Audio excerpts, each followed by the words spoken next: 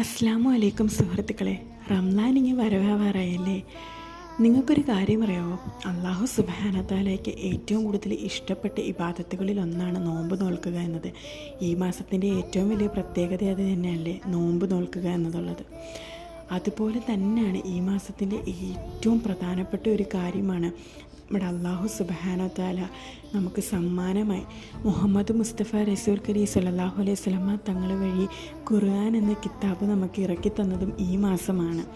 അതിനുപരി നമ്മുടെ Islamic calendar പ്രകാരം Islamic കലണ്ടറിൽ 9ാമത്തെ മാസമായിട്ടാണ് റമദാൻ മാസത്തിനെ കണ്ടുവരുന്നത്. ഇസ്ലാം കാര്യങ്ങളിൽ 5-ൽ ഒന്നാമത്തെ മെയിനായിട്ടുള്ള കാര്യങ്ങൾ നോമ്പ് നോൽക്കുക എന്നതായിരുന്നു. ഈ മാസത്തെ ലൈലത്തുൽ ഖദറിൻ്റെ മാസമെന്നും അറിയപ്പെടുന്നുണ്ട്. ആരാണോ സത്യസന്ധമായി നല്ല പ്രവർത്തികളിലൂടെ നോമ്പ് നോൽക്കുന്ന അവർക്ക് വേണ്ടിയിട്ട് സ്വർഗത്തിൽ ഒരു കവാടം റബ്ബ് ഉണ്ടാക്കി വെച്ചിട്ടുണ്ട്. ആ സ്വർഗ കവാടത്തിൻ്റെ പേരാണ് അൽ റയാൻ. ആരാണോ നല്ല സൽപ്രവർത്തികളിലൂടെ നോമ്പ് നോൽക്കുന്നതും സത്യസന്ധമായി അവർക്ക് അതുവഴി പ്രവേശിക്കാമെന്ന് നബി മുഹമ്മദ് മുസ്തഫ റസൂൽ കരീം സ്വല്ലല്ലാഹു അലൈഹി വസല്ലമ തങ്ങൾ പറഞ്ഞിട്ടുണ്ട്. അതുപോലെ തന്നെയാണ് സ്വർഗത്തിൻ്റെ കവാടങ്ങൾ തുറക്കപ്പെടുകയും നരകത്തിൻ്റെ കവാടങ്ങൾ അടയ്ക്കപ്പെടുകയും എല്ലാ ശൈത്താന്മാരെ ചങ്ങലക്കിടുന്നതും ഈ മാസം തന്നെയാണല്ലേ.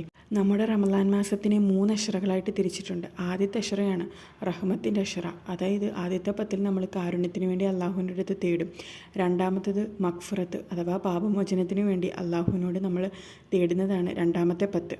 മൂന്നാമത്തെ 10 എന്ന് പറഞ്ഞു കഴിഞ്ഞാൽ നരകത്തിൻ്റെ ശിക്ഷയിൽ നിന്നും നരകമോചനത്തിന് വേണ്ടിയിട്ടുമാണ് അള്ളാഹുവിനോട് നമ്മൾ തേടുന്നത്.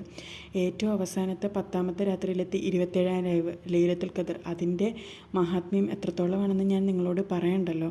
ഈ ഒരു മാസത്തെ ഒരിക്കലും നിങ്ങൾ ചെറുതായി കാണല്. വർഷത്തിൽ 12 മാസമുണ്ടെങ്കിൽ ആ 12 മാസത്തിൽ ഒരു മാസം നമുക്ക് ഒരുപാട് കാര്യങ്ങൾ ചെയ്യുവാൻ വേണ്ടിയിട്ടും അള്ളാഹുവിനോട് ഒരുപാട് കാര്യങ്ങൾ ദുആകൾ ചെയ്ത് അതിന് ഉത്തരം കണ്ടെത്താനും പാപമോചനത്തിന് നമുക്ക് അള്ളാഹുവിനോട് അടുക്കാനും പുതിയൊരു ജീവിതം തുടങ്ങാൻ വേണ്ടിയിട്ടുള്ളൊരു അവസരവും കൂടിയാണ് ഓരോ റമദാനും.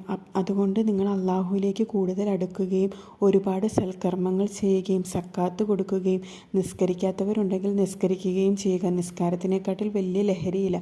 അപ്പോൾ ഈ വീഡിയോ ഇഷ്ടമെങ്കിൽ അടുത്ത വീഡിയോ കാണാം. അസ്സലാമു അലൈക്കും. Bye bye.